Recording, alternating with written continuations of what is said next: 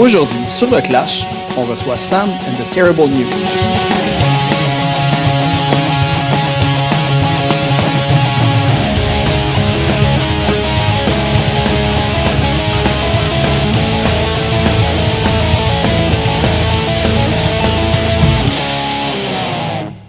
Salut tout le monde! En fait, je vais commencer cet épisode-là en annonçant une très bonne nouvelle. Après à peu près 3 ans que le podcast existe, il va finalement avoir un premier épisode live du Le Clash Podcast.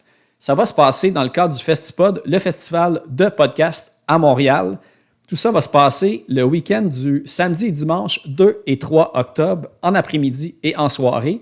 Le Clash Podcast va avoir lieu le samedi 2 octobre à 16h. Les billets vont être en vente au festipod.com. En présentiel, c'est 15 $ et en ligne, c'est 8 $. Au cours de l'après-midi que le Clash va être enregistré, ça va être une animation du groupe d'humour Les Pile-Poil. Et évidemment, il va y avoir d'autres podcasts comme La vie secrète des geekettes, la nouvelle école des surdoués, Roche-Papier-Dragon et L'âge de bière. Et si vous voulez rester aussi en soirée, il y a encore des billets à vendre, puis ça va être l'excellent podcast Couple ouvert de Thomas Levac et Stéphanie Vandelac, et ainsi que les excellents Décis et Desraies. Donc, je vous invite vraiment en grand nombre à venir encourager tous les podcasts. Puis évidemment, ça va être une occasion de finalement se voir en personne, se jaser. Et évidemment, j'ai un invité de confirmer, mais j'attends un petit peu parce que, tu sais, des fois, la vie fait que les plans changent. Mais si tout se tient bien, je vais vraiment avoir une invitée de marque pour l'occasion. Je suis certain que c'est quelqu'un que tout le monde connaît. Donc, on va faire un premier Le Clash Podcast live en grand. Festipod.com pour les billets. Et évidemment, si vous avez des questions, n'hésitez pas à me communiquer. J'espère vous voir là en grand nombre. Juste avant d'aller à l'épisode, j'aimerais remercier encore une fois un nouveau Patreon qui vient de se joindre cette semaine, en fait, Louis-Philippe Laroche. Alors, je vous encourage fortement à aller l'encourager en retour. En fait, c'est le drummer de Hipshot. Donc, si vous avez pas écouté l'épisode et l'entrevue que j'ai faite avec Marie et Alex il y a quelques semaines, je vous invite à aller la réécouter. Sinon, évidemment, tout le stock de Hipshot sont sur Bandcamp, Spotify et etc. pour trouver leur musique. Donc, allez écouter cet excellent band dont Louis-Philippe est à la batterie. Aussi, juste avant d'aller à l'épisode, on va aller écouter une chanson de Sam and the Terrible News. On va aller écouter une chanson tirée de leur premier EP, Face A. On va aller écouter la chanson Burn the Barricades.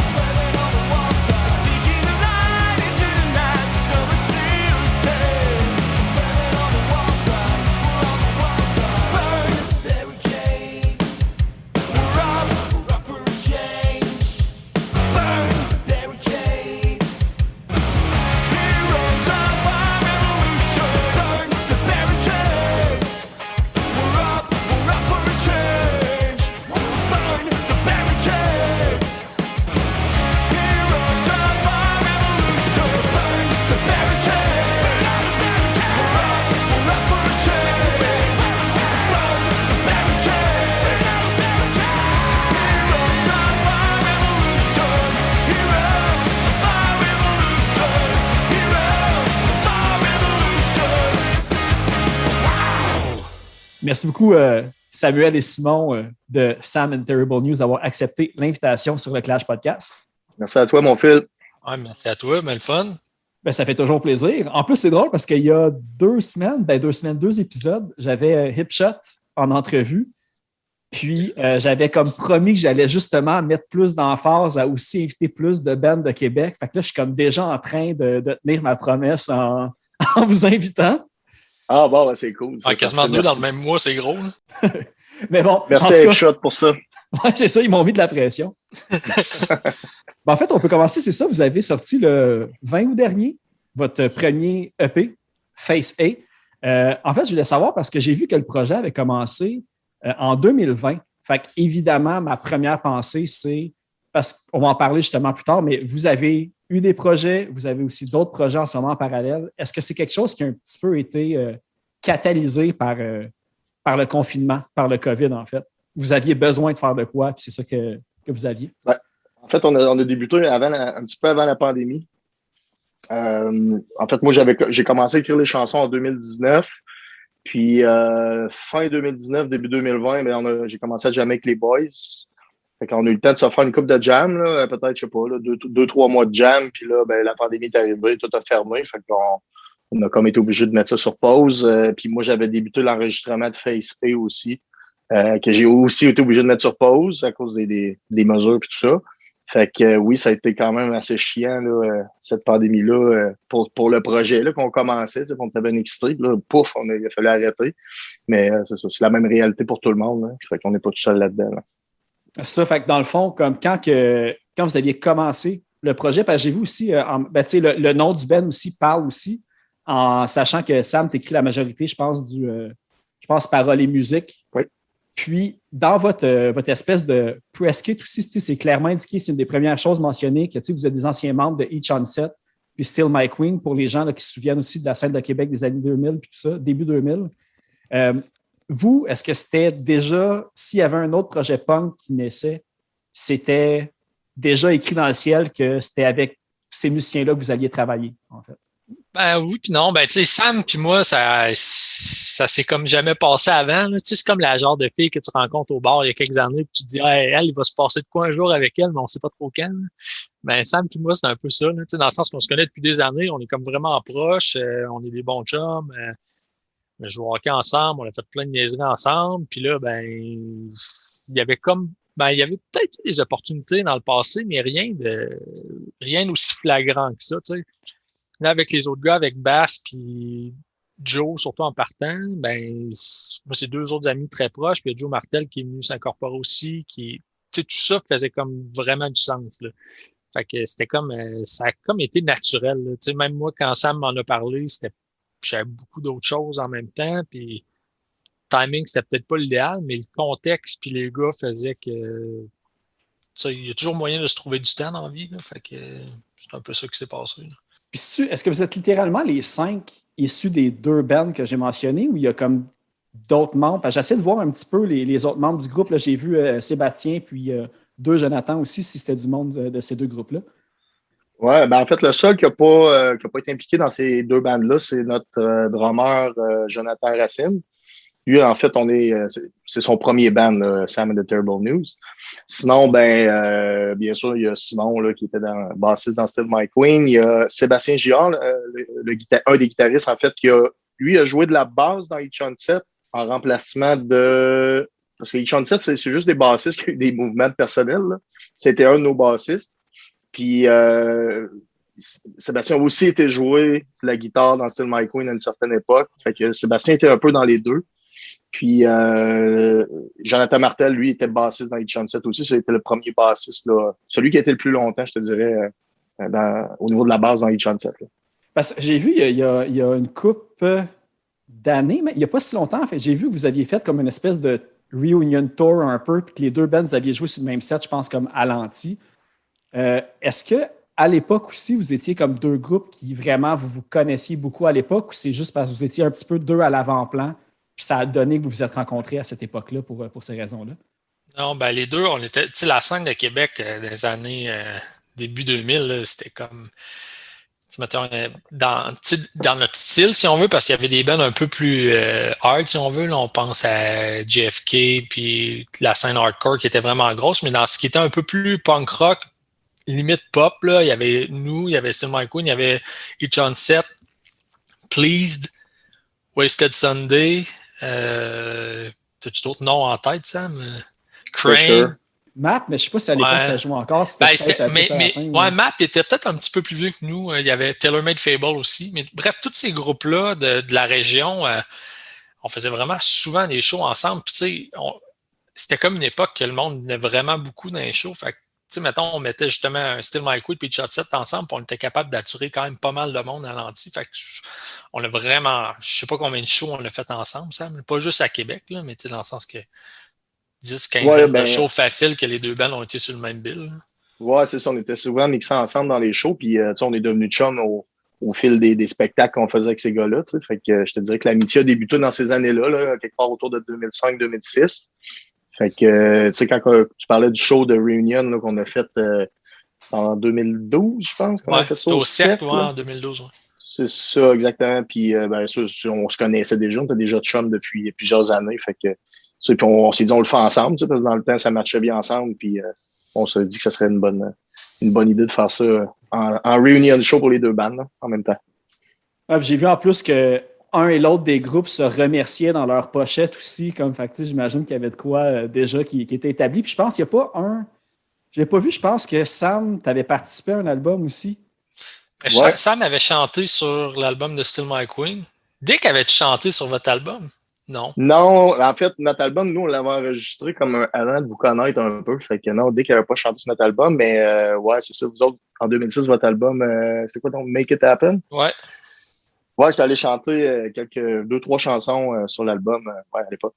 Puis, ça, je vais revenir, évidemment, on va au sujet principal avec Sam and the Terrible News. Une autre question que je me suis demandé, parce que c'est ça, les deux, vous jouez aussi dans d'autres bands qui ont comme d'autres aussi styles, on va dire, variés. Comme il y a Automate, il y a... Là, je sais jamais si je le prononce bien, mais c'est Belleville ou Bell Evil, je sais pas si... Ouais, ça a souvent été... Je cherchais quelqu'un qui le prononce à un moment donné. Ben, je te dirais qu'à la base, c'était Belleville. C'est Belleville, ça. Ouais, exact. Ben, Belleville, ça n'existe plus, mais oui, là, il y a eu ça. Là, il y a eu d'autres projets aussi. Là, mais ouais, c'était comme Automate est différent de notre projet. Belleville c'est ça que je me suis demandé. Parce que j'ai vu aussi qu'Automate, c'était des membres d'anciens band punk aussi de Québec. The Pressure. Ouais, c'est ça. Puis, est-ce que ça, c'était comme un... Parce que j'ai vu en fait que Automate est né un petit peu dans le but de peut-être repartir un autre band punk, puis finalement, ça a pris un autre tourneur. Est-ce que c'est un petit peu ça que vous aviez encore le goût de repartir, en fait? Il y avait quand même... parce qu'Automate, on s'entend que ça a l'air à super bien rouler, mais est-ce qu'il manquait un côté comme punk à votre vie musicale que vous vouliez absolument aller rechercher? Dans mon cas, tu as mis le doigt dessus, Phil. Là. Moi, c'était Automate, c'est ça fait 10 ans au moins que je suis avec eux. Puis c'est très différent, là. C'est plus pop, là. C'est vraiment plus vraiment pop radio. Puis tu sais, moi, j'aime bien ça. C'est bien le fun de jouer avec ces gars-là. On a bien du plaisir. On a eu plein d'aventures folles, mais le côté plus raw, plus punk me manquait vraiment beaucoup parce que dans le fond, ça remontait à l'époque Beach Sunset dans les années 2000. Puis la raison première pourquoi j'ai commencé à écrire des tunes pour Sam and Terrible News, c'est que j'avais encore en dedans de moi de ce genre de musique-là que j'avais besoin de sortir. Puis ça me manquait. Fait que oui, tout à fait. Là, l'idée en arrière du band, c'était un peu de me sortir ça du système. Là, j'en avais besoin. Les racines sont encore là. On vieillit, on écoute différents types genres de musique, mais moi, je reviens comme toujours un peu à ça. Là, c'est associé avec les bands qui m'ont fait le plus triper sont de ce genre-là. Puis encore là, j'écoute dans le punk, il y a des nouveaux trucs qui sortent, je vais en écouter encore. C'est vraiment, mes racines sont vraiment ancrées là-dedans. Puis je pense que je vais toujours revenir un peu à ce style-là, peu importe l'âge que je vais avoir. Là. Je pense juste qu'on a baigné là-dedans assez longtemps pour dire qu'on est marqué à vie. Ça, puis en plus, la scène de Québec est hyper stimulante. Là, vous parliez de styles variés tantôt, puis je pense que c'est encore le cas. C'est vraiment une scène hyper active, de styles super variés. Puis justement, quand j'ai parti ce podcast-là, j'ai commencé un petit peu plus à creuser dans les bands passées des invités que j'ai. Puis souvent, il y a des liens qui se font, puis je me rends compte qu'il y a comme plein de monde qui joue avec d'autres personnes. C'est une espèce d'arbre généalogique incestueux qui passe d'un à l'autre tout le temps. Puis, c'est ça, un des trucs que j'ai remarqué, vous êtes super bien entouré pour l'enregistrement puis tout ce qui entoure l'album. J'ai vu que c'était Dom Pelletier qui avait fait le visuel de Hunters puis Caravan. Étienne de Mute qui a fait les photos aussi du groupe. Puis, vous aviez même eu, Maxime Maltais qui a fait le vidéoclip de Boundaries. Fait que vous, c'est un petit peu tout du monde que justement, vous connaissez depuis de nombreuses années dans la scène, puis ça a juste été comme un déclic évident de travailler avec ces gens-là qui sont hyper intégrés dans la scène depuis super longtemps. Ben oui, puis non, Étienne, on a fait beaucoup de choses avec Mute. Fait que c'est sûr qu'Étienne, on le connaissait là, depuis longtemps. Dom puis Max sont comme arrivés un peu après nous dans la scène. Ils sont un petit peu plus jeunes. Mais tu sais, Dom, je me rappelle, vers la fin de Cinema Queen, les Hunters arrivaient, puis c'était les kids. Là. Puis probablement que lui se rappelle, on avait l'air de des vieux schnocks déjà à son âge, là, mais là, tu sais, comme ça se rattrape. Mais tu sais, on a appris à se connaître avec les années. Même affaire avec Max, je le connaissais pas beaucoup. Mais tu sais, c'est des gars c'est comme bizarre, tu sais, comme ça me fait penser à quoi. Je parlais à Guilhem de Loslov il y a comme quelques jours, puis il me disait le 4e show que j'ai vu dans ma vie, c'est Still My Queen à Rimouski. Puis là, je suis là, dude. Ouais. Tu sais, ça nous fait sentir comme vraiment vieux, mais ces gars-là sont pas si jeunes, puis on n'est pas si vieux, mais il y a quand même c'est comme la génération juste en dessous, là. Mais tu sais, on finit par tous se connaître quand même, parce que justement, il y a comme pas cette barrière-là. Là. Non, c'est ça, puis ça reste un petit milieu, là, tu sais, tout le monde finit par connaître tout le monde un peu, là, ça fait que... Non, c'était des choix naturels pour nous autres, là, tu sais, Dom, moi, j'avais vu des trucs qu'il avait fait, je sais qu'il y a quelques projets musicaux, puis c'est lui qui fait les visuels pour ça, puis je trouvais ça intéressant ce qu'il faisait, fait que c'est comme naturel d'y demander, puis pour Max, moi, quand on a vu le clip de Boundaries, le dernier qu'ils ont sorti, on trouvait ça complètement fou, quoique notre clip n'est pas du tout dans cette optique-là, mais je savais que le gars était capable de faire de quoi de vraiment solide, fait que c'est des choix comme un peu évidents pour nous autres. Hey, je me suis demandé, c'est comme la première fois que j'ai d'avoir un flash, mais tu sais, dans le vidéoclip, vous enregistrez de la musique comme sur un toit puis tout ça. Comme question que j'ai jamais googlé, que vous allez pouvoir me répondre, est-ce que vous aviez pu jouer avec les instruments ou comme même le drum fait comme semblant de jouer, comme pour pas déranger les gens autour? Comment que ça s'est passé le tournage de ce... Le drum, surtout pour le drum, les autres, on n'entendait pas, mais c'est vraiment... ça en était limite gênant parce que en fait, on a fait ça un dimanche matin. Puis c'était comme une partie. La place qu'on a enregistré le drum, c'est comme en dessous des viaducs. C'est comme un peu. Il n'y a pas grand-chose, mais il y a vraiment un quartier résidentiel vraiment proche. Il est dimanche matin, il est comme 9h. On cite le drum, puis c'était vraiment écho, là, dans le sens que ça n'avait aucun sens. Ça jouait vraiment, vraiment fort. Puis tu sais, ça, c'était comme full blown. Là.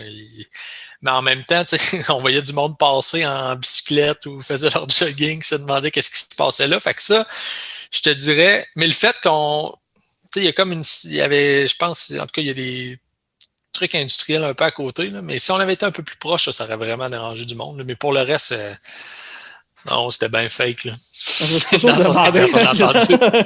me suis toujours demandé, tu sais, c'est facile pas plugger une guitare et que tu entends juste le twang des guitares électriques. Mais juste un drum, faire semblant de faire les mêmes mouvements avec toute l'énergie que ça a, tu sais, ça paraîtrait tout de suite, dans le fond. Non, c'est ça. Mais il y a moyen de moffer et tout. Là, tu moffes les cymbales puis tout le kit, mais ça reste que ça. Il y a quand même des limites à ce que tu peux moffer. Là. Ça se plashait quand même. On avait tapé les cymbales, on avait mis des tapes à certaines places pour que ça se plash moins, mais ça se plashait quand même. Là. Puis pour le vocal, je chantais pour vrai, mais on était comme sur un toit, il n'y a pas personne qui pouvait m'entendre.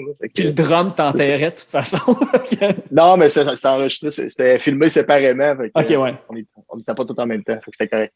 Je suis tellement naïf et rookie des tournages de vidéoclips que là, tu te dis que comme ouais, c'est évident.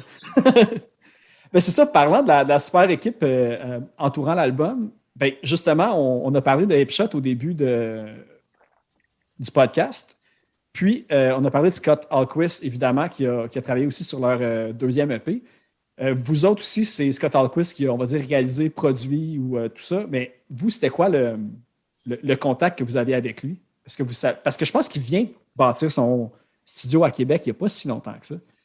Oui, en fait, Scott, ça fait pas très longtemps qu'il est à Québec. Ça peut-être, je guesse, ça peut-être 2 ans, 3 ans maximum qu'il est à Québec parce qu'il sort avec Émilie Plamondon, que tu connais peut-être. Fait que je Collègue savais de qu'il était podcast. Ben oui, c'est ça, exactement. Fait que je savais que Scott était à Québec parce qu'ils sortent ensemble. Puis là, à un moment donné, je pense que c'est Émilie qui a fait un post, si je ne me trompe pas, comme quoi que Scott rechercherait des bandes pour enregistrer. Puis là, moi, j'étais comme justement rendu à la phase où j'étais prêt à enregistrer là, un certain nombre de chansons. Fait que je l'ai contacté vraiment comme ça. Puis j'ai demandé s'il pouvait m'envoyer certains exemples de trucs qu'il avait enregistrés avant, pour me faire une idée, voir si ça convenait. Puis ça convenait. Fait que on s'est cédulé une couple de séances, puis ça a vraiment très bien été. Puis je suis curieux de savoir c'est quoi, parce que j'ai vu évidemment Hipshot, puis je pense d'autres petits trucs qu'il a fait pour lui, mais c'était quoi les autres projets sur lesquels il avait recordé du stock? Parce que j'ai pas trouvé beaucoup d'informations là-dessus. Écoute, là, ça m'échappe, mais il m'avait envoyé des chansons là, par Messenger là, de bands qu'il avait enregistré. C'était un band qu'il avait enregistré, mais je me souviens pas du nom du band, par exemple. Je pourrais te revenir avec ça si tu veux, là, mais si c'était pas un band de Québec, maintenant c'est un band des States, là, mais je me souviens plus. OK. Je m'étais demandé justement si avec Ten Foot Pole, c'était lui qui avait comme réalisé des albums comme plus vers la fin et tout, mais. Je pense qu'il fait certains. Le dernier album acoustique qu'ils ont sorti récemment, là, ça fait pas très longtemps, je pense qu'il a fait certaines choses dessus en termes de recording, là, mais pas au complet, mais je sais qu'il a fait certaines choses dessus. Là. Le côté, parce que j'ai vu que j'ai lu ou j'ai entendu dans des entrevues que vous avez faites que là, il y a 6 chansons sur le EP, Face A. Puis évidemment, ça fait un petit peu appel à un Face B peut-être qui arriverait. Puis j'ai vu qu'il y avait 25 chansons peut-être de déjà composées ou en partie créées pour du stock ultérieur. Est-ce que vous pensez justement sortir un deuxième EP, un Face C à un moment donné, ou vous voulez sortir un LP? C'est quoi un petit peu là, les étapes suivantes que vous envisagez? Ben, en fait, on est un peu. Il y a une histoire de label puis d'équipe dans tout ça. Je sais qu'en tout cas, nous, on est vraiment. On tripe, on aime vraiment le nouveau stock. Les nouvelles tunes sont. Tu sais, on voudrait déjà être rendu là dans notre tête, là. Mais c'est une discussion à avoir avec le label un petit peu en avant. Mais sinon, tu sais, je pense qu'aussitôt qu'on va pouvoir rentrer en studio, on va y retourner. Mais on va y aller étape par étape. Là. Ça va être eux, qu'est-ce qu'ils voient, puis nous, qu'est-ce qu'on voit aussi. Là, mais d'après moi, ça va être minimum un peu. Puis c'est sûr qu'il y a la suite logique sera un album aussi. Là. Je pense qu'on l'a tout en tête un peu. Là, mais ça reste à voir. Là. Mais oui, là, il va y avoir de quoi bientôt. Ben, bientôt. Il va y avoir du studio bientôt, au moins.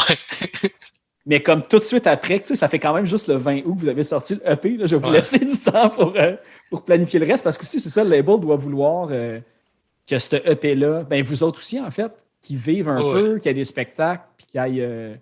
Parce qu'il y a déjà des chansons aussi qui jouent à la radio, fait que vous voulez le temps de s'épanouir un peu avant de passer à autre chose tout de suite. Ben, c'est parce que,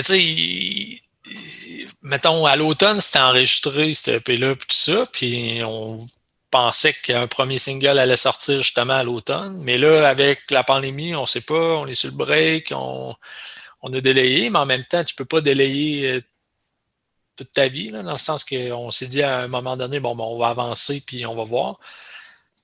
Fait que, sans dire c'est pas comme si on était passé à d'autres choses, mais c'est juste que ça fait tellement longtemps qu'il est prêt qu'on a eu le temps de faire d'autres affaires et être proactif en même temps parce que justement, tu veux toujours avancer. Fait que autant qu'on est vraiment content de l'avoir sorti puis qu'on veut justement le promouvoir le plus qu'on peut, autant qu'aussi en même temps, on a des nouvelles tunes qui nous brûlent les doigts puis qu'on a hâte de faire quelque chose avec. Là. C'est comme un peu une dualité entre les deux là, qui jongler avec ça. Mais est-ce que vous avez... parce que je n'ai pas vu nécessairement de spectacle d'annoncer. Au moment où ce podcast-là va sortir, est-ce que vous savez s'il y a des dates qui vont être annoncées ou s'il y a des spectacles qui sont planifiés? Oui, ben là, on fait le lancement, on va dire, le 2 octobre à Québec à la Source Martinière. Fait que là, c'est parce qu'on attend de savoir parce qu'on va faire jouer un autre band avec nous autres. Ça reste à confirmer qui ça va être. Fait que là, l'event est créé sur Facebook, mais on ne l'a pas encore poussé à fond encore, l'event, parce qu'on voulait savoir qui va être l'autre band avant de vraiment là, mousser ça là, à fond. Mais oui, le 2 octobre sur Martinière, le show va commencer vers 7h30, 8h, ça va être précisé. Mais ouais, pour le lancement de Face A. Fait que pour le show, ben là, on commence avec le show de Québec. On regarde aussi pour faire un lancement à Montréal, possiblement. Puis c'est sûr qu'on serait ouvert à jouer partout en province, là, si possible, avec sais pas comment ça va virer, là, mais avec la pandémie, mais on serait prêt, là, on va être prêt à jouer où est-ce qu'on va pouvoir. Puis pour le show du 2 octobre, on est déjà en train de jammer le show, ça va bien. On va jouer les 6 chansons du EP, puis on va jouer 5 nouvelles chansons qui devraient se retrouver sur le prochain album. Fait que ça va donner déjà un avant-goût aux gens de ce qui s'en vient. Fait que on est bien excités.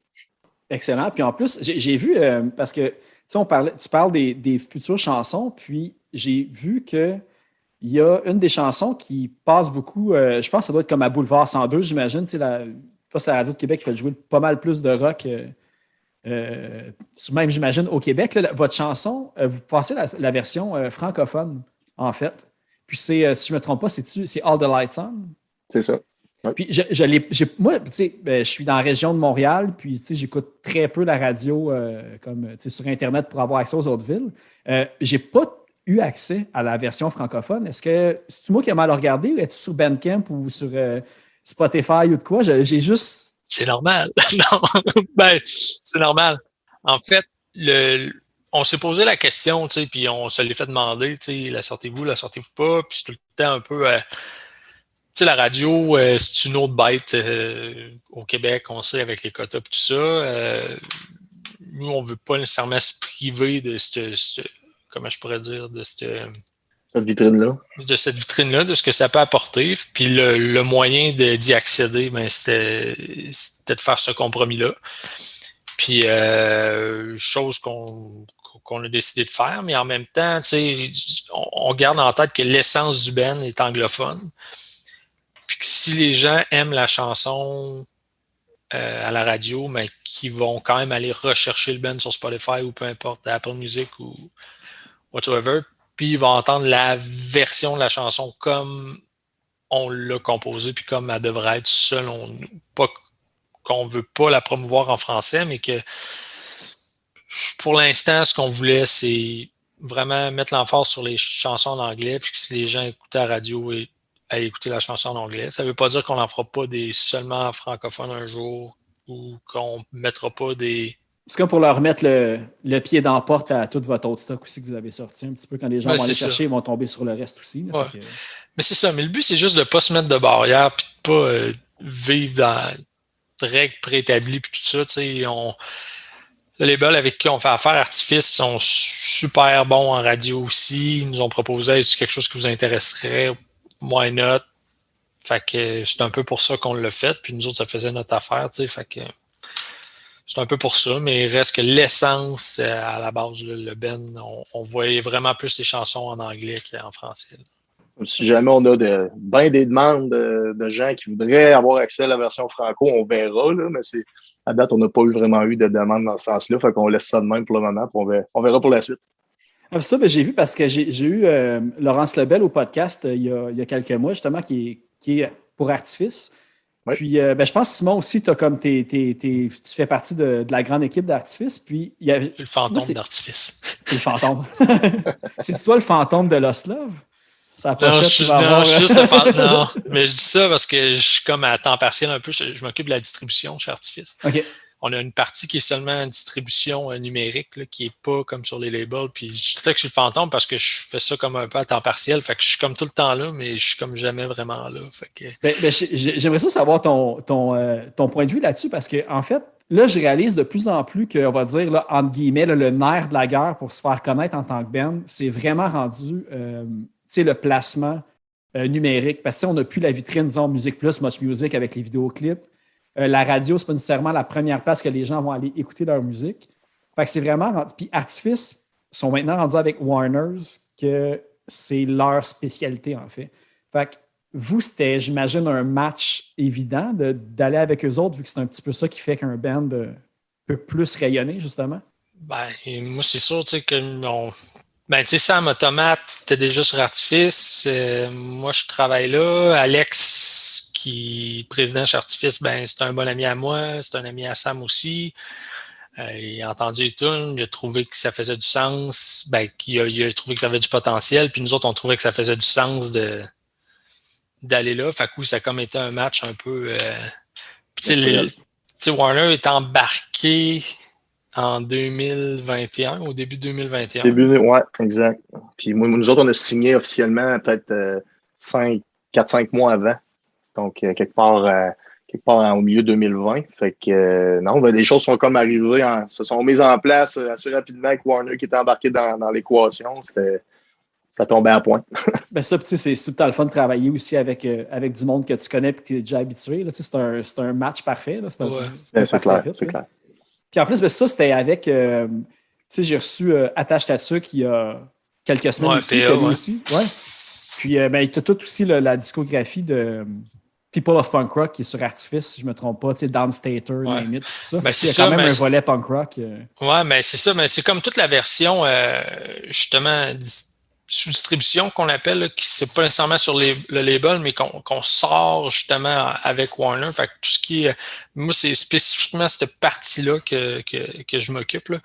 Donc, justement, avec Attache Tatuc, c'est avec moi que PA fait affaire pour ça. Puis tout ce qui est les People of Punk Rock, puis tout c'est la même chose. Puis c'est ça qu'on a commencé ça, ben moi, Anthony, je le connaissais bien, puis là, il a commencé à nous envoyer des trucs, c'est comme les gars des Chengo, Max, puis tout ça, c'est comme mes amis aussi, fait que ça a comme été simple de passer ça par là, puis Alex, lui, s'y connaissait un petit peu moins dans le punk rock, mais il a rapidement vu que on allait chercher des plays au bout de ces plateformes avec ça, parce qu'il avait marché avec ça, puis le monde, c'est bizarre, parce que quand on a parlé à Warner pour le deal, c'était une des affaires qui les a fait triper, c'est comme qu'on avait justement le peu acoustique de Ten Football avait passé par nous autres, par People of Punk Rock, puis les autres, ils avaient trippé sur Ten Football parce que c'était un man qui a été sorti sur Epitaph, puis que les autres étaient. Les autres, il y avait Sum 41, je pense, Warner en plus, si je ne me trompe pas.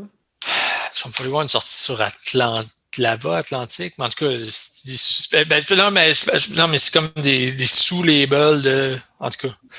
Ça a tout mergé, puis là, il est rendu avec 3 grandes bannières. Là. En tout cas, on ne fera pas tout l'historique de tout ça, là, mais. Il y en a qui distribuent pour une autre compagnie, mais qui ne sont pas sous le label, fait que ça devient mêlant à un moment donné. Ben, c'est encore plus, parce que là, tout a tellement mergé, puis là, il y a comme eu la phase que aussi tout le monde finissait par avoir son label. Tu étais un artiste, tu étais signé, tu donnais ton label, puis tu re-signais d'autres artistes, puis en tout cas, il est rendu avec 3 grands majors, puis il se passe la balle. Là. C'est tout ce qu'il faut savoir rendu là. Mais oui, ça se peut que. Mais y a-tu de quoi, on va dire, vu que tu es peut-être plus proche de l'industrie que moi, par exemple, là, y a-tu moyen de rêver que peut-être que si Warner a signé ou s'associer avec Artifice, avec comme les Ten Football de ce monde, qu'il y a comme un petit peu un nouveau engouement, puis il y a comme un espoir qu'il y ait une nouvelle vague un petit peu punk rock qui naisse. En tout cas, moi, je le sens au Québec, mais en général, y a-tu quand même un petit boost? Je le sens un petit peu, je te dirais, depuis. C'est quand même assez récent, peut-être 1 an ou 2, on dirait qu'il y a un petit engouement de plus qu'il n'y avait pas nécessairement autant avant. Puis, ben moi, le but, c'était pas nécessairement de suivre cette vague-là. Moi, j'ai commencé à écrire les chansons juste parce que j'avais envie. Puis là, en même temps, on dirait qu'il y a comme un petit engouement qui revient pour le punk rock ou pop punk dans ces eaux-là. Par exemple, avec Machine Gun Kelly, ce genre de truc-là qui ramène ça un peu là, au Avril mainstream. Lavigne aussi, qui va en sortir un dans pas longtemps. C'est ça, c'est ça. Donc, moi, je trouve ça bien correct. Là. Moi, j'ai pas de problème avec ça. Le retour d'un 2-3 punk. Tout ça. Oui, C'est ça, je posais la question en espérant comme, oui, en ce moment, les chiffres montent en flèche. Moi, je fais juste... Ben oui, puis non. C'est un peu pas le free for all, mais oui, il y a une vague, là, il y a une certaine vague qu'on peut voir aller, là, mais en même temps, tu peux jamais dire, ouais, il se passe de quoi, il se passe pas de quoi. C'est juste que ça va... ça va continuer, mais ça va prendre comment je pourrais dire, une formule. Ça reviendra jamais comme c'était il y a genre 10-15 ans. Ah non, c'est sûr. Puis j'espère que ça va revenir d'une manière différente. Si on revient à la même affaire, c'est pas satisfaisant côté évolution culturelle non plus. Ouais. J'espère justement, comme je ne vais pas partir de débat sur Machine Gun Kelly, mais il y en a qui sont révoltés, puis il y en a d'autres qui font comme enfin. Ça remet un punk rock à l'avant-plan qui va toucher des jeunes qui n'avaient peut-être pas pensé écouter ce genre de musique-là non plus. Non, exact. Il y a deux écoles de pensée là-dedans. Moi, je pense que c'est correct, dans le sens de ramener un peu ça qu'il le fait un peu à sa façon avec des éléments modernes. C'est pas un copier-coller de ce qui se faisait il y a 20 ans, mais les racines sont là. Puis il va chercher une génération qui n'est pas connue ces années-là. Fait que je trouve ça correct que ça revienne un petit peu dans ce sens-là. Non, c'est ça. Moi, je me fie aussi à sais, le punkrockradio.ca qui sont rendus, je ne sais pas avec combien de podcasts hébergés. Il y en a de plus en plus, il y en a des nouveaux qui sortent à chaque mois. Fait que je me dis, on dirait qu'il y a une scène, pas que nécessairement que le punk est à l'avant-plan des styles musicaux, mais on sent qu'il y a comme une scène qui se crée une espèce de... qui monte ensemble un petit peu, justement, dans le temps qu'il y avait comme des fanzines, là, c'est des blogs, là, maintenant, c'est rendu des podcasts, des compagnies de disques. Punk rock au Québec, il y en a comme plein qui roulent super bien aussi, puis tout. Fait que... Mais il y a beaucoup tu sais, les fans de punk rock grandissent aussi, puis vivent longtemps. Mais tu sais, oui, t'évolues, tu te mets à écouter d'autres choses, un peu comme nous autres, mais tu restes comme tout le temps un peu là-dedans. Puis je pense que les gens sont un peu nostalgiques aussi, là. Puis tu sais, c'est cyclique, ça revient, puis... C'est comme n'importe quoi, genre tu tripes sur un CD en 2005, mettons, tu passes 10 ans sans l'écouter parce que tu étais écœuré, puis après ça, tu réécoutes, mais ça revient chercher le quoi quand même, puis là, tu te remets à écouter d'autres affaires, puis là, tu retombes dedans, puis c'est quelque chose de super émotif là-dedans, puis je pense que le monde, ça a tellement été gros pendant un bout que le monde grandisse, mais ils grandissent avec ça aussi parce que ça va pas juste chercher comme la musique, ça va chercher tout le côté... émotif, puis comme l'adolescence, puis ça vient te chercher comme plus loin, ça vient te chercher en dedans. Là. Fait que je pense que tu vas, si tu as trippé à un certain moment, je pense que tu vas grandir avec ça, tu vas vieillir. Parlant d'émotif, est-ce que le emo va revenir? Je sais pas. non, mais il y a une grosse vague, il n'y a pas. Moi, je sais, il y a eu une vague rap emo aussi que j'ai vue. Tout, il y a eu plein de vagues, mais tu sais, il y a quelques années, c'est quoi les bands? The Hotelier, puis il y avait comme. C'était quoi, Osso, puis en tout cas, c'était un peu obscur, là, puis c'était comme, c'était peut-être pas emo comme...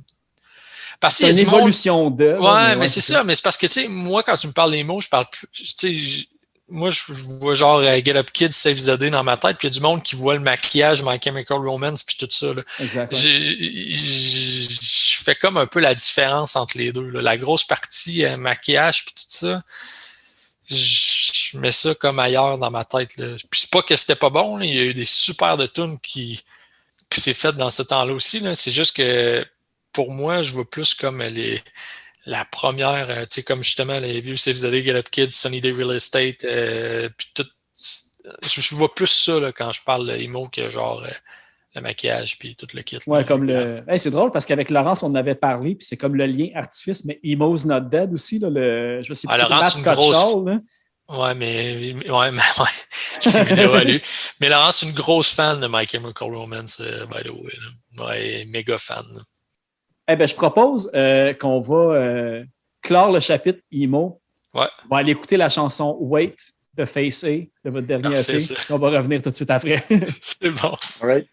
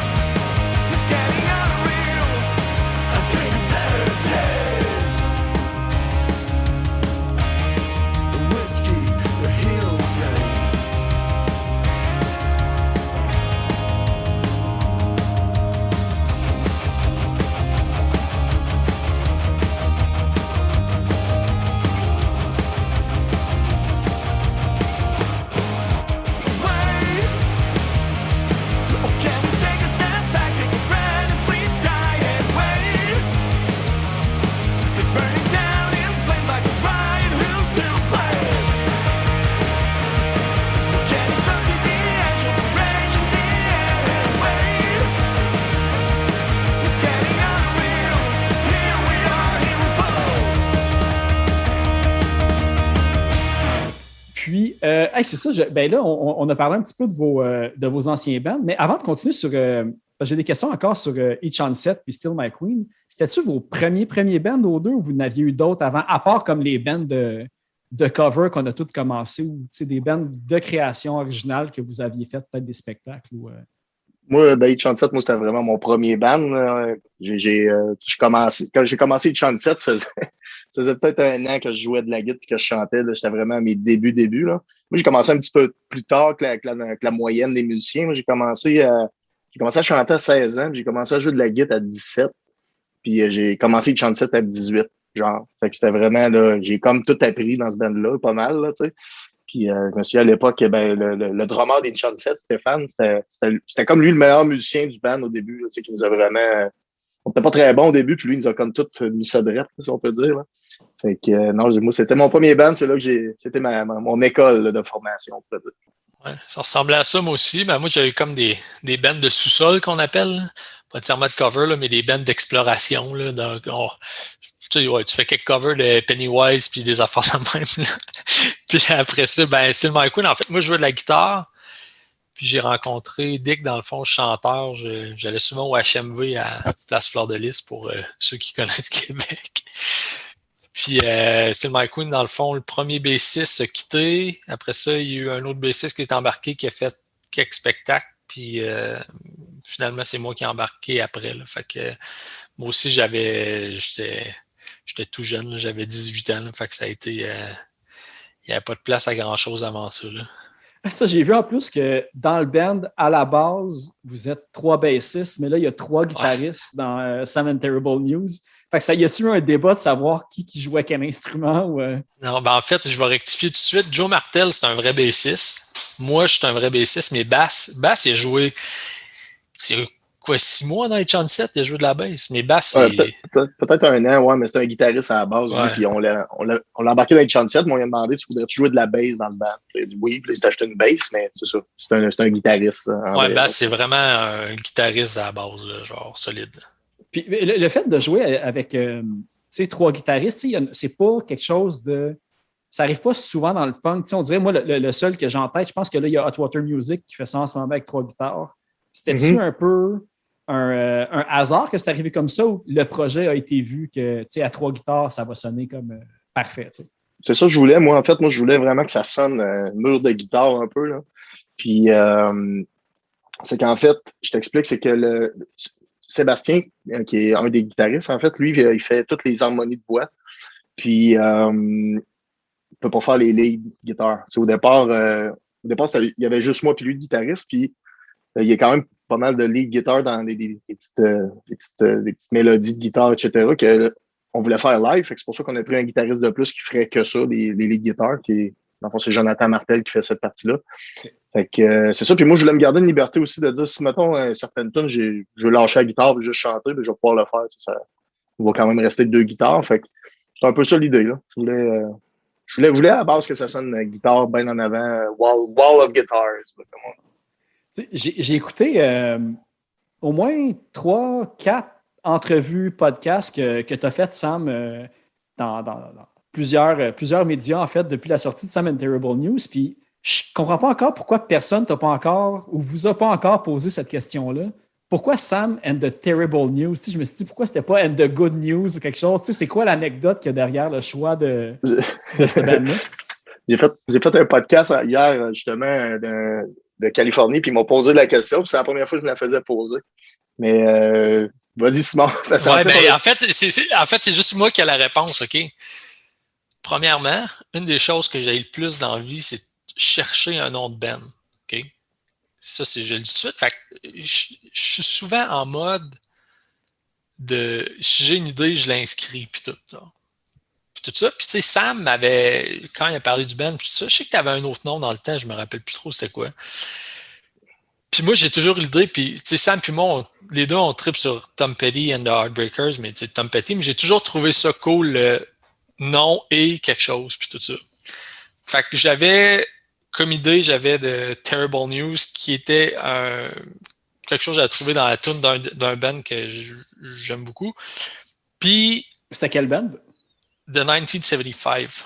C'est un band anglais qui fait un peu de la pop, Puis en tout cas, je me rappelle même plus du nom de la tune. En tout cas, bref, j'avais trouvé ce bout-là, je trouvais ça cool, ça marchait.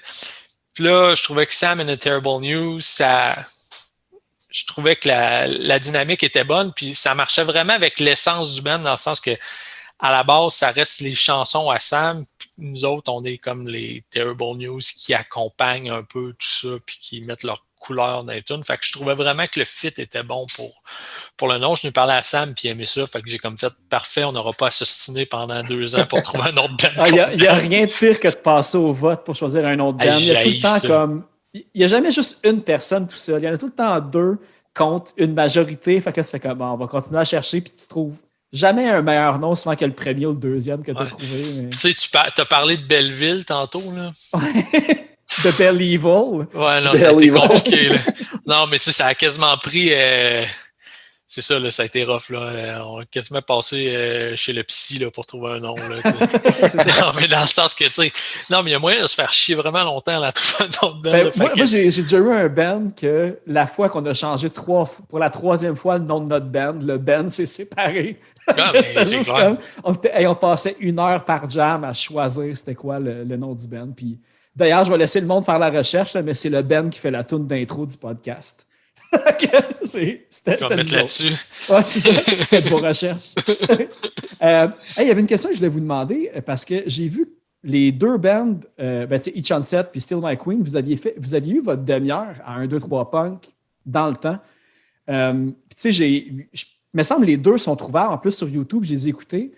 Vous autres, à l'époque, y a-tu un avant, après avoir passé 1, 2, 3 punk? Y a-tu vraiment quelque chose de palpable que ça a comme switché complètement? Bonne question. Ben, 1, 2, 3 punks, on est allé quelques fois, nous, 2 fois, me semble. On a eu 2 demi-heures, me semble. Il y en a une qui est trouvable sur YouTube. C'était la première fois qu'on est allé. Oui, je pourrais dire que ça a changé un petit quelque chose, mais pas. On restait quand même un band underground. Fait que, j'ai pas vu une grosse différence, mais oui, ça a donné un petit coup de pouce quand même. Là, on se le cachera pas. Ouais, je dirais comme ça, c'est sûr que ça a aidé, mais ça a comme. Tu sais, on dirait que les 2 bands, Each on Set et My Queen, ça a sûrement fait pareil, là, comme ça a monté tranquillement. Plus comme arrivé à une place, ça a pogné un plateau, puis c'est là que ça comme. Ben, comme la plupart des bands, mais c'est ça, puis on dirait qu'on s'est comme fait éviter, puis on était comme pas loin d'un genre de plateau qu'on a pogné. Étiez-vous sur les compilations aussi? Nous, on n'en a pas fait dessus, non. Non plus. Mais je pense pas qu'on a paru. Le clip a passé quelques fois, passé à la Musique Plus un peu, une entrevue. Il y a des bands qui étaient vraiment plus, comme tu parlais de Map tantôt, je sais que Map, il y avait comme passé vraiment beaucoup. Il y a des bands qui avaient vraiment beaucoup d'exposure, 1, 2, 3 punks. Je me rappelle dans le temps, il y avait genre 50 Nuts, puis je me rappelle vraiment, je sais pas pourquoi, là, mais c'est des bands qui avaient vraiment plus d'exposure. Fait que probablement que les autres, ça leur a donné un gros coup de main. Mais nous autres, on était là un petit peu, mais pas assez pour dire que ça fasse une grosse différence, mettons. Là. Mais c'est ça. Puis à l'époque, est-ce que vous avez fait quand même des tournées? Parce que je pense que vous en avez fait un petit peu au Canada, mais est-ce que vous aviez prévu peut-être aller aux États-Unis aussi, puis ça n'a jamais eu lieu? Ou nous, on a fait. En fait, on n'a pas fait on a fait des petites tournées, mais c'était comme Québec-Ontario, disons. Là, on n'est pas allé aux States. Il n'y a pas eu vraiment d'opportunité, je te dirais. Là.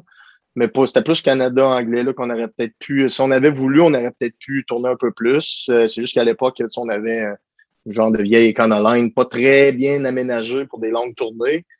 Puis c'est ça, je pense qu'au fil du temps, on s'est comme un peu découragé.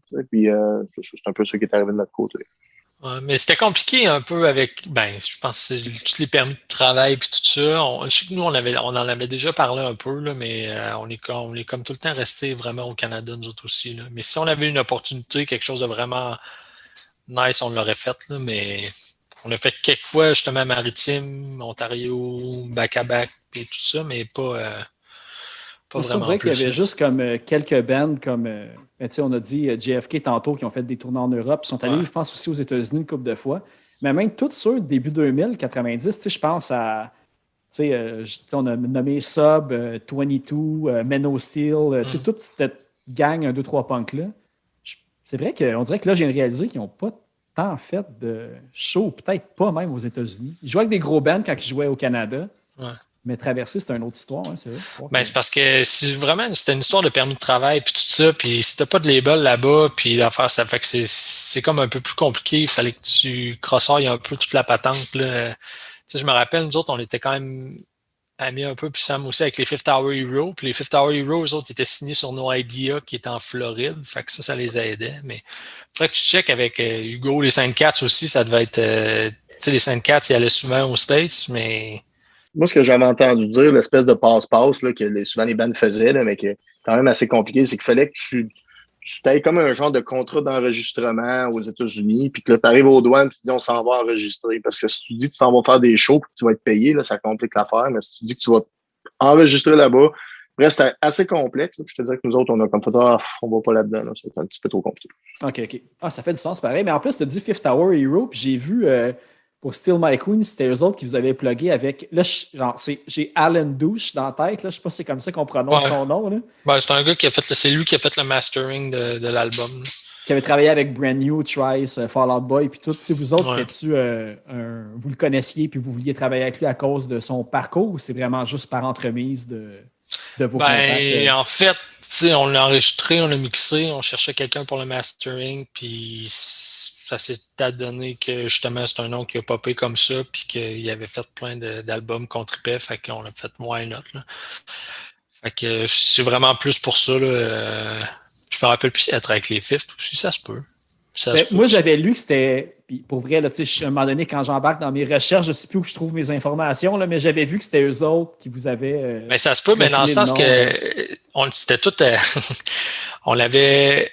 Il y a l'Exo Shop à Québec qui est comme une genre de grosse institution du skateboard. Puis on avait pas mal. Nous autres, il y avait Dick, le chanteur, puis il y avait JP qui travaillait là pendant un bout. Puis sinon, il y a Balou des Fifth qui travaillait là aussi. Puis les gars, ils se passaient plein d'infos, puis de tips, puis d'affaires de même. Là. Fait que probablement que le nom est sorti à partir de là. Là. Fait que c'est probablement comme ça qu'on a eu cette info-là. Là. Mais, ouais, le Q. Parlant de cette gang-là, on en a parlé un petit peu au début du podcast, mais vous avez parlé comme de JFK aussi qui est dans la scène, puis tout ça. Puis j'ai vu que vous étiez tous sous New Horizon Records. Ouais. Puis pour mon côté, on va le dire un petit peu toc histoire locale. C'était qui avait ce label-là? C'était qui gérait ça? Jean-Philippe McKenzie. Oui, Jean-Philippe McKenzie, il y avait.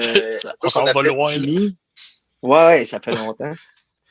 Puis au-dessus de JP McKenzie, il y avait un gars qui s'appelait Timmy. C'était un peu lui là, qui chapeautait tout ça là, financièrement. Mais Timmy, on le voyait jamais. Moi, j'ai vu une fois ce gars-là. Ça, c'était-tu du monde dans des bands ou. Non. Pas vraiment, non. C'était juste des tripes de musique, là, je te dirais, à base, là, qui voulaient s'impliquer là-dedans. Jesse, étais-tu là-dedans? Oui. Jesse, oui. Jesse était dans New Horizon aussi, chanteur de JFK. Ouais. C'était le seul, je pense, qui était comme JFK, Oversight, Bald Vulture, puis Still My Queen, Each Consent aussi, évidemment. Fait que j'étais comme crime. Je me demandais vraiment c'était qui avait comme parti ça. Fait que j'étais comme, il y a eu un bon streak de signature de band à cette époque-là. C'était comme, tu sais, sans dire c'était le seul label à Québec, là, mais c'était comme, il y en a eu d'autres un peu, là, mais... L'Exo, il y en a eu un petit où il y avait genre une espèce d'affaire de distribution de quoi à un moment donné. Mais Exo, il était vraiment, vraiment proche avec New Horizon. Là, Exo, ils ont vraiment aidé Ben, là, que ce soit genre avec la merch, là, les stickers, les t-shirts, ils nous faisaient des méga deals. Puis, pour vrai, l'Exo, si Exo n'avait pas été là, je pense qu'il y a... probablement, en tout cas, nous, il y a bien des choses qu'on n'aurait pas faites, puis je sais pas vous autres, Sam, là, mais nous autres, nous avons aidé au cut-off, là, ça a été l'enfer. New Horizon était quand même un peu affilié avec eux autres, là, fait que, oui, ils nous ont aidés, là, mais toute cette gang-là, mais on était tout le monde était proche, tout le monde. C'est ça qui était le fun de la scène dans le temps. Dans le temps, là, il y en a comme moins, là, mais tout le monde s'aidait un peu. Au début...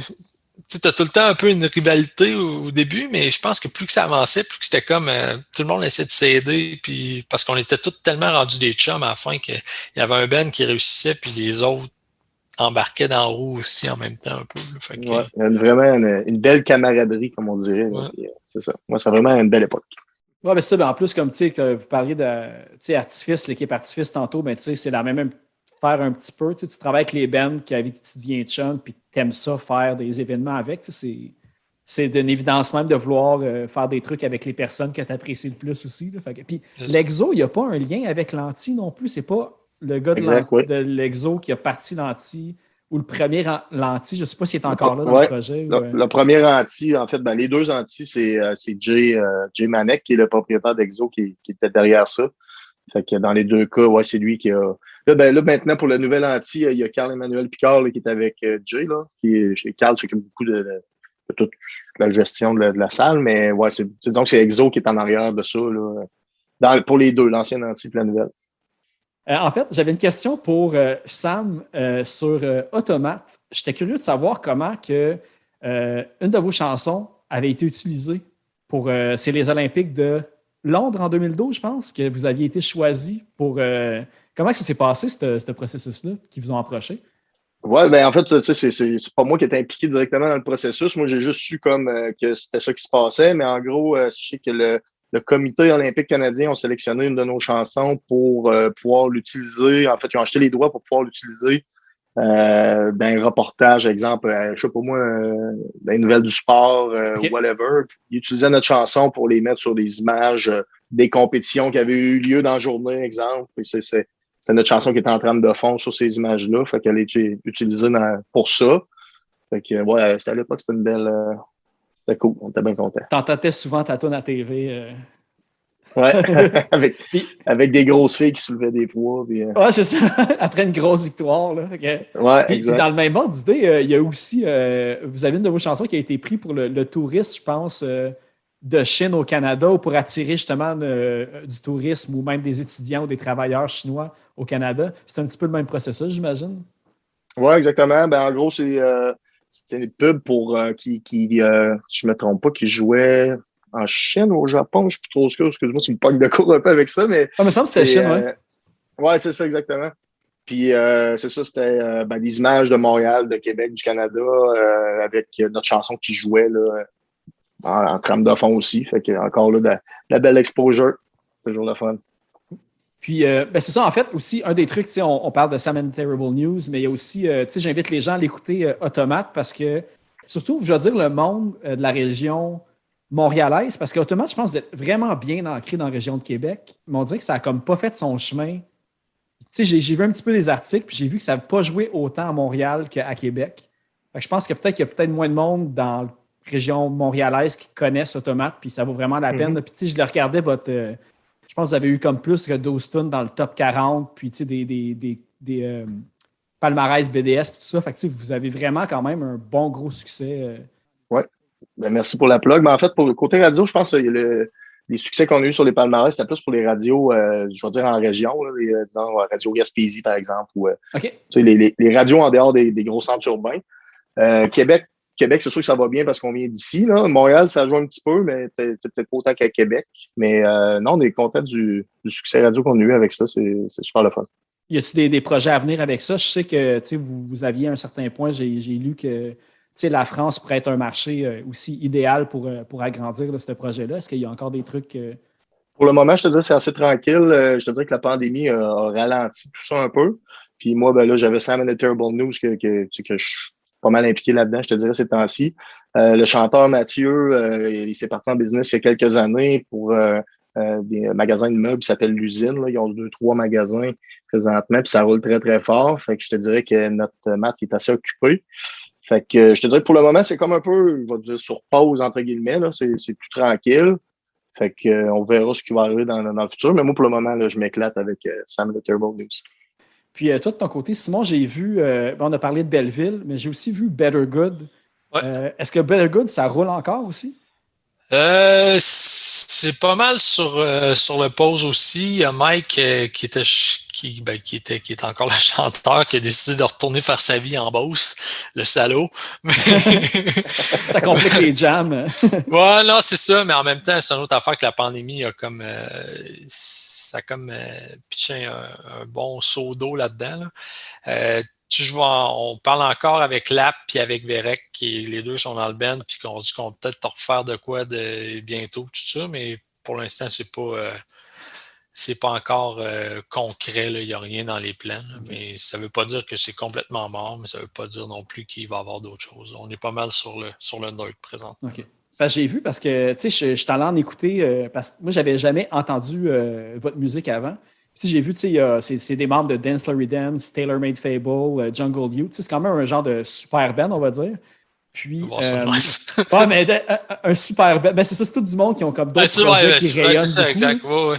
Puis, en fait, moi, quand j'ai entendu, parce que j'ai vu que vous avez Right Back at You, qui est comme vraiment, il y a plein d'écoutes. Est-ce qu'elle avait été comme pluguée en quelque part pour qu'il y ait vraiment un déséquilibre, on va dire, dans les chansons écoutées? Parce que moi, quand je l'ai entendu, là, je l'ai eu là, pendant 2 semaines dans la tête. Là, je l'ai entendu une fois, puis je l'avais dans la tête tout de suite. Le refrain est hyper accrocheur, puis c'est une grande tune. Ouais, c'est une super bonne tune. On est vraiment content de ça. En fait, c'est vraiment une question de... On a pogné, c'est vraiment une question de playlisting puis tout ça. On avait comme pogné des bonnes playlists dessus, puis les plays ont monté comme tout seul avec ça. Puis c'est comme le premier single qu'on a sorti aussi. Fait que, tu sais, quand tu lances un nouveau projet, il y a comme un engouement qui vient avec ça. Le monde sont comme curieux, vont écouter puis tout. Fait que il y avait un vidéoclip aussi, c'est vrai. Ouais, non, c'est ça. Fait qu'il y a comme eu cet avantage-là pour cette chanson-là, je te dirais. Là, mais ouais, c'est pas mal ça l'explication. Là. Ben, moi, j'ai pas mal posé toutes mes questions. Fait que je veux être sûr que là, on parle du 2 octobre pour un show de lancement à la Source Martinière à Québec et peut-être d'autres dates à suivre par après. Y a-t-il projet de sortir l'album en physique, exemple vinyle ou quelque chose comme ça? Ou pour l'instant, ça va juste rester numérique? Pour le moment, on n'a pas parlé de ça pour vraiment encore. Peut-être pour le prochain album, par exemple, j'aimerais peut-être ça sortir ça en vinyle, ça me ferait triper. Mais écoute, je te dis ça aujourd'hui, ça va peut-être changer pour Face A, on va voir là, s'il y a de la demande, on va faire quelque chose, c'est certain. Fait que non, ça, on va voir comment ça va aller. S'il y a de la demande, on va sûrement le faire. Parfait. Ben écoutez, pour terminer, j'ai checké un petit peu sur les bandcamps de ce monde, puis j'ai trouvé une compilation de Québec Punk Scene. Phil, tu vas me faire un des plus grands plaisirs au monde, OK? Tu vas closer le podcast. Tu vas aller trouver sur Internet la chanson The Last Breath de E37. Et tu vas closer le podcast avec cette chanson-là. S'il te plaît. The Last Breath? Il faut que je note ça, là. Non, mais je pense... c'est quoi l'affaire? C'est que je pense qu'il est introuvable sur Internet. Fait que... OK, ben je vais faire l'effort. D'habitude, je réussis à creuser assez creux dans l'histoire des bands. Si je la trouve, c'est garanti qu'elle va jouer. Bon. Ou sinon, si tu veux, Simon, puis tu l'as dans un vieux disque dur à quelque part, tu vas tout faire pour te trouver ça, man. Les boys, vous êtes chiens. Non, mais pour expliquer, c'était sur le premier disque d'E-Chun-7. C'était à nos débuts. Hein, là, Simon, non, mais attends pas. Non, mais écoute. C'est parce que ça a mal vieilli pour les paroles, c'est juste comme. Non, mais je vais vraiment. Non, mais je vais te faire la vraie histoire, OK? Ça se termine dans la pagaille, j'aime ça. Ouais, non, mais E-Chun-7 ont signé sur New Horizon Records. Il avait comme gagné un concours qui était comme le concours New Horizon. C'est bien ça, Sam? Exact. Puis dans le temps, c'était votre grosse tune, on va se le dire, Sam. Oui, c'est vrai, c'était notre premier gros... C'était le premier hit, là. Premier hit, on va dire, ouais. Mais c'est vrai, ça a mal vieilli un peu. Ouais, mais c'est parce que, tu sais, tout le monde, à chaque fois que tout le monde, même dans les shows reunion, tout le monde voulait entendre The Last Breath. Ouais, c'est vrai. T'sais, fait que là, c'est un peu ça. Fait que moi, c'est comme un peu un inside. J'ai dit à Sam, toutes les shows qu'on va faire avec les Terrible News, je vais caller The Last Breath pendant le show. Puis là, Sam, il trippe pas là-dessus parce qu'il est sûr que je vais le faire. Puis là, il est mal à l'aise parce qu'il fait comme fuck. Mais en tout cas, c'est une grande chanson. Puis j'aimerais ça l'entendre. Fait que si t'es capable de la trouver, tant mieux. Mais sinon, je sais pas, je vais essayer. C'est sûr, j'ai un CD à quelque part ici, puis je peux t'envoyer ça, man. C'est bon. Tu me feras ça parce que là, à date, j'allais faire jouer Getting Out. Tu peux faire jouer Getting Out aussi. Ouais, mais ça me convient mieux. Si Getting Out joue pas, vous allez savoir que mes recherches ont porté fruit, puis ça va être The Last Breath qui va jouer. Sinon, Sam, toi, t'as pas une demande pour Still My Queen? Peut-être une chanson plus que tu pourrais renvoyer la balle ou... Parce que moi, j'allais faire jouer I Got It là, pour l'instant. C'est elle que j'allais proposer. I Got It, c'est notre... Leur premier hit aussi. Ouais, mais I Got It, c'est notre... C'est The Last Breath des Still My Queen, c'est I Got It. C'est bon. Mieux vieilli un peu, je trouve, quand même. C'est différent, là, mais c'est différent, mais ouais, c'est à peu près... c'est dans le même temps, là. Mais il faut assumer son passé, OK? Fait que, Oh, exactement. si tu la trouves, tu la mettras. On laissera les gens juger par eux-mêmes. Puis tu sais, si tout d'un coup, c'est ça. Si t'as toutes les shows de Sam and Terrible News, t'as comme du monde avec des pancartes de Last Breath, tu vas dire que ben, finalement, faut que tu l'embrasses et que tu acceptes que les gens adorent cette chanson-là. Je vais tellement capoter si ça se passe. Là. C'est bon. Juste parce qu'on en parle dans le podcast, il y en a qui vont le faire. Ben, c'est parfait. J'ai quelques auditeurs. Pas trop, mais assez pour peut-être que ça ait une influence. Puis, il ne faut pas que j'oublie non plus, évidemment, à chaque épisode, j'essaie aussi de plugger la suggestion du blog Les Insoumises. Puis la chanson d'aujourd'hui, ça va être un tout nouveau album qui est sorti il n'y a pas longtemps de Boring Girls. C'est vraiment excellent, ça arrache assez. On va aller écouter la chanson Carl Saga à la toute fin. Fait que je vous invite à rester pour découvrir un nouveau excellent band aussi en toute fin. Merci Sam et Simon de vous être prêtés au jeu du podcast. Merci Phil, merci d'avoir reçu. Puis évidemment, j'invite tout le monde à aller écouter Sam and the Terrible News. Puis s'ils viennent en spectacle, de garder l'œil ouvert à connaître les dates puis d'aller voir ça. On est en manque de spectacles en plus, fait que faut pas en rater aucun quand ça va venir. Rock and roll! Yes. Merci beaucoup. Ciao là. Salut.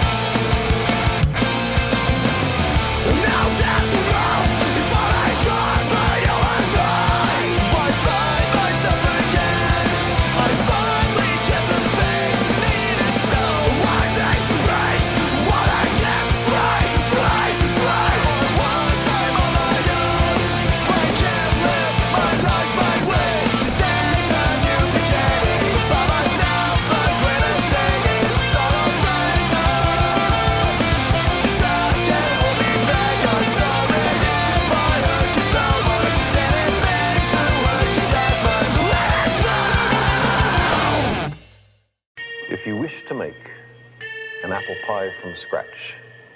You must first invent the universe.